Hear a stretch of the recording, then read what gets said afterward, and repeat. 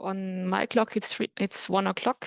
Let's start with this coffee lecture, where I want to introduce you to Git, which is a version control software, a very widely used one, and I want to show you which problems it solves and how to start with it if you're completely new to it.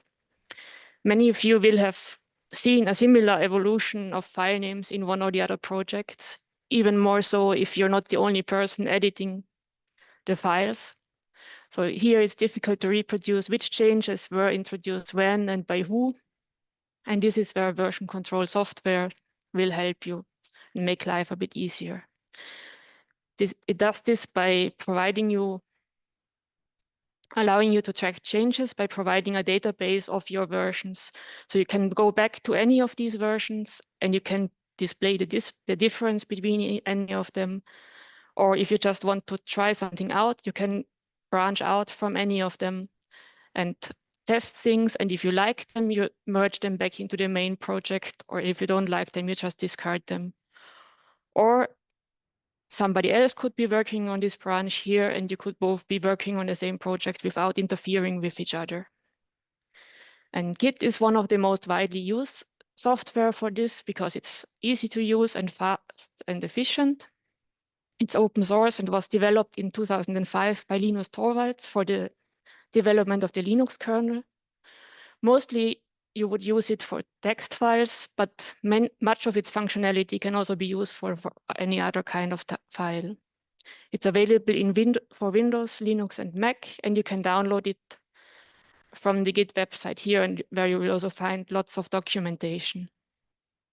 If you're looking for detailed installation instructions, you can find them in this book here, which is available at the Info Center and also as an ebook.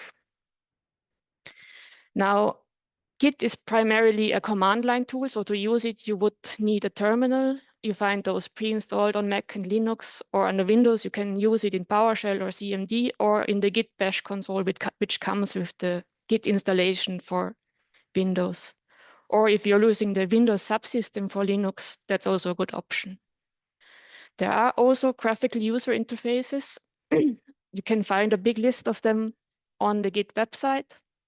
I have not tried any of them, but my favorite text editor, Visual Studio Code, also allows to access many of the Git commands in a graphical manner. And if we have time in the end, I will also show you that a little bit. But I want to start by showing you how you would use it on the command line. For this, I prepared here a folder with 2 files. And I would start by running Git in, by typing Git init. This initializes the Git repository, which is in principle your database where your versions will be stored later on. And in practice, it's this it's this Git folder that was created by running this command. Next, I would check what the current state of my project with Git status. So I'm on the main branch. I didn't commit anything yet, but I have 2 files that are untracked at the moment. And Git is very helpful. It tells me here what I might want to do next, which is to run git add. And git add with these 2 files, what this does is it adds it to a so-called staging area, and that just means that now they are marked to be included in the next commit. Again, with Git status, I check how that looks. So I still don't have any commits, but these 2 files are new and they will be added in the next commit. So I commit them by running git commit, and here I already write the commit message. So this should describe what, in my words, what I changed here. In this case, it's just the initial commit. If I don't give the message here, I will just be prompted for it in the next step. If I run git status now, I see there are no changes anymore. Everything has been committed. Now, with the next command would be git log. With this, I display my history of commits. Every commit has a long, unique hash, and then you see the author and the date when it was committed and my commit message. This head here tells you this is the position I am at now, and the main is simply the name of the branch I am on. If I now make some more changes, this view soon becomes cluttered and not easy to read, but I can add the parameter 1 line to my git log command, which gives me a much more compact view where I can see more easily what has happened so far. You see that Git now truncated these hashes, but they are still unique in this way, and you can use them to address the commits. So for example, by git diff, you can display the difference between those two commands, which was changing the font size here. Or you could use it to go back to to this commit. So by running git checkout and giving this the commit hash, I will go to this commit, and the files in my directory now represent this version of my project. Right. Another command that you might need is to create a new branch. You would run git switch. So here now at the position where I am, I created a new branch. And I would then add some changes there and maybe in commits. And if I'm happy with that in the end, I would go back to my main branch and merge in this feature branch, which means that now the changes I made there are also in the main branch. So far, I have only showed you how to start your own projects from scratch and work on it on your own. But often what you would want to do is to build on things that others have already done and to contribute to their work. And for this, you have platforms that host Git repositories. Two very popular ones are GitLab and GitHub. And ETH-IT services. So GitLab can be self-hosted, and ETH-IT services provide such a server. And we will just quickly have a look at that. So on the start page, without logging in, if you just go to explore here at the bottom, you will see projects on this GitLab server that are publicly available. If you sign in,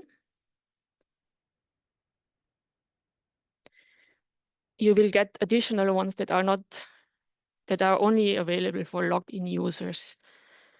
Here at the top with the plus, you could create your own project. But if you want to download any of these ones, you would click on it and then go to code and copy one of those two URLs. So if you use the SSH one, you would have to have your public SSH key in your GitLab profile. With HTTPS, you will be asked for a password or a token if it's not a publicly available repository. So I would copy this URL and then go back to the command line, or in my case, to my presentation, and then I would run git clone with this address. And what this does, it gives me the whole remote repository. It gives me a complete copy of this remote repository. This is why Git is called a distributed version control software, because every user really has a complete copy of the repository.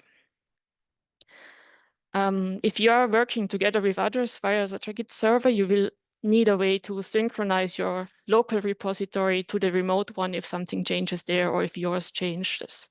The commands for that are, on the one hand, git fetch, which will only take the changes from the remote repository to yours, but it will not change anything in your working directory yet. So if you run git log, what you would see is this. So I'm still here on my branch, but I see what was done on the remote branch, and origin is simply the default name of a remote repository. And the main is, the main here is just the name of the branch on the remote.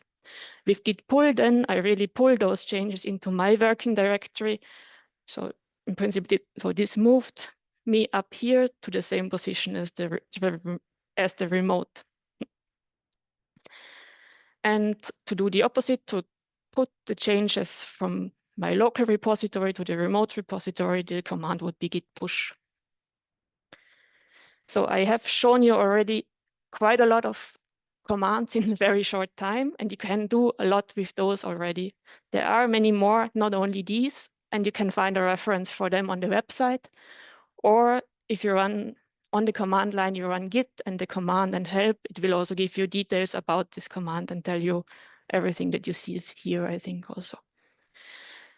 One thing I skipped first is configuration, because there is one thing that you need to do before your first commit, and that is tell Git who you are, so that it knows who to attribute the commits to that you made, that you want to make. And if you don't do it, it will just ask you for it when you try to commit something. And it will already also tell you how to do that, how to set this configuration. This is another Git command, git config. And with the global flag, because we want it to be a global setting, and then we give it an email address and a name. These settings are stored in a text file, git config, in this format, and you can also edit this text file itself if you want to add more things. So I have shown you how to use Git on the command line, because this is the most universal way to use it. And because this is also the only place where you can use all of the commands.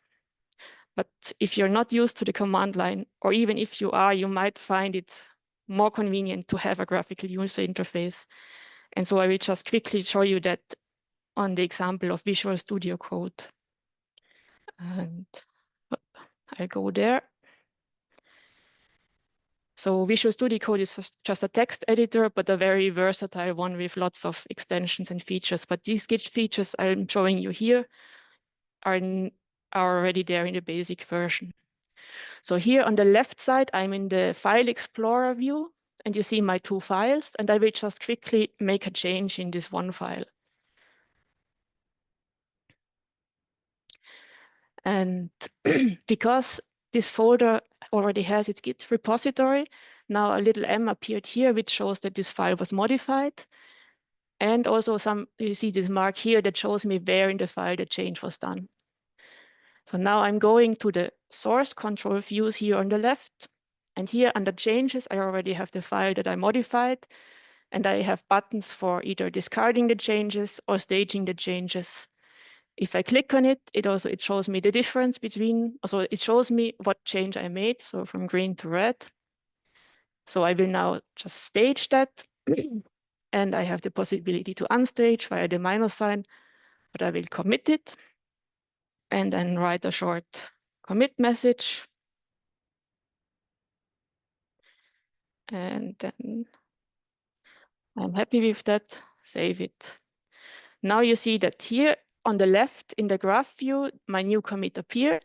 And if I hover over it, I see who did it and who did it when, and the commit message, and also how much changed. If I click on it, it will also show me which files were changed in this commit. And if I right-click on any of these commits, I can, for example, check out the commit, or I can start a new branch from there. Other commands are hidden up here. Many of them we have encountered today already. So I go back to my presentation, because I'm already at the end.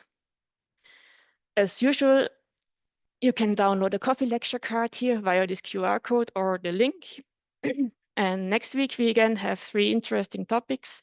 My colleague Gina will start on Tuesday and tell you something about generative AI tools that are available at ETH and you might not yet know about. So thank you for coming, and thank you for your attention. If you have any questions, then just let me know. And if you're on Zoom, don't hesitate to unmute yourself.